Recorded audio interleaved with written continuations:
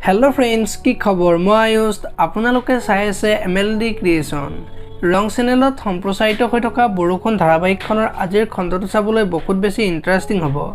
কিয়নো যোৱাটো খণ্ডত মহামান্য আদালতে সকলো তথ্য আৰু ষ্টেটমেন্টৰ ওপৰত ভিত্তি কৰি আদালত এই সিদ্ধান্তত উপনীত হৈছে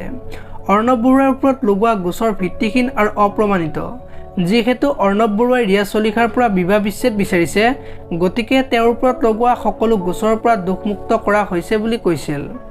আনহাতে ৰিয়া চলিহাই তথ্য টেম্পাৰিং কৰি অৰ্ণৱ বৰুৱাক দুখী সাব্যস্ত কৰিব বিচাৰিছিল আৰু লগতে আদালতক বিপদে পৰিচালিত কৰিব বিচাৰিছিল এই অপৰাধৰ বাবে তেখেতক 2 লাখ টকাৰ জৰিমনা বিহা হৈছে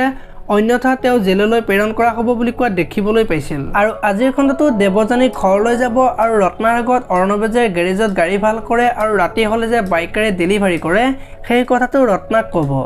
আৰু আগতে এনেকুৱা কাম কেতিয়াও কৰা নাছিল মোৰ কাৰণে অৰ্ণৱ দাই এইবিলাক কৰিব লগা হৈছে অৰ্ণৱ দাৰ কাৰণে মোৰ বেয়াহে লাগিছে তেওঁ বা ভালদৰে খোৱা বোৱা কৰিছে নে নাই বৰ কষ্ট হৈছে তেখেতৰ বুলি ৰত্নাৰ আগত কোৱা দেখিবলৈ পাব ইফালে আকৌ ৰিয়া আজি ঘৰলৈ যাব আৰু মাকে কেছটো কি হ'ল বুলি সুধিব আৰু এতিয়া অৰ্ণৱক যে আদালতে দুখমুক্ত কৰিলে আৰু দেউৰীক যে চাকৰিৰ পৰা নিলম্বন কৰিলে সেই কথাটো মাকক ক'ব আৰু এতিয়া অৰ্ণৱে মোৰ পৰা ডিভোৰ্স বিচাৰিছে মোৰ জীৱনটো বৰবাদ কৰাৰ আগতে মোৰ মান সন্মান মোৰ আবেগ অনুভূতিৰ কথা একো ভবা নাছিল মই ইমান সহজে তাক এৰি দিব নোৱাৰো বুলি মাকৰ আগত কোৱা দেখিবলৈ পাইছিল এতিয়া বৰ ৰিয়াই আকৌ কি নতুন খেল খেলিব দেখিবলৈ চাই থাকক বৰষুণ নামৰ ধাৰাবাহিকখন আপোনালোকে বৰষুণ ধাৰাবাহিকখন চাই কেনেকুৱা পায় কমেন্ট কৰি জনাব যদি আপোনালোকে এতিয়ালৈকে ভিডিওটো লাইক কৰা নাই লাইক এটা কৰি দিব আৰু যদি চেনেলটো প্ৰথমবাৰৰ বাবে চাই আছে